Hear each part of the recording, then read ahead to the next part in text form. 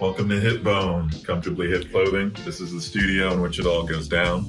I am Jerome, owner and creator of Hipbone. Hipbone started back in 1994 and I was still in high school. Started because I wanted my own clothing brand. My brother had given me hand-me-downs and I wanted my own style. So creating my own clothing from scratch by sewing it, altering patterns. At that time when Walmart was large with their pattern section in their storefront, I could go in 24 hours and make my own. Really, the name itself, which is everyone's biggest next question, is where did Hipbone come from? Females in overalls was the big thing back in that particular time period. And being on the beach in the summertime, all you could see is the hip bone from the side of the overall, and that was kind of the sweet spot, kind of the hottest spot on a female at the time, and still is. So yeah, that's where the name came from, and it stuck. I transitioned from designing clothes into custom printing for people. My name is Keyshawn Clark. My organization is Summoned by Nature. I started Summoned by Nature in 2012 with a group of our brothers. The hope was to uplift and give back to the community.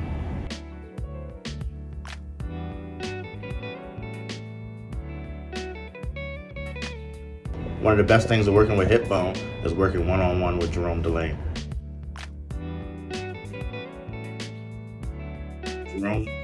was able to take my ideas and develop them into a fully produced clothing line.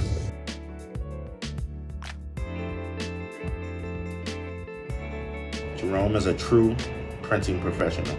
Yeah, when I met Keyshawn, I listened to his vision, understood what his purpose and principle of his company was, and took that into consideration for how we were going to go into production for his product. Yeah, this is it really. The behind the scenes is tied into the magic of the production culture and the lounging aspect where we take our time and understand what the client's wanting. So I'll give you a quick story of the backside of it. When I was designing, went to trade shows out of Florida, New York, Vegas, some shows like Surf Expo or The Magic were the big names back then, and I would show my wares at booths where buyers from around the world would literally come. You'd have your line of clothes set out and you'd sell them by the dozen.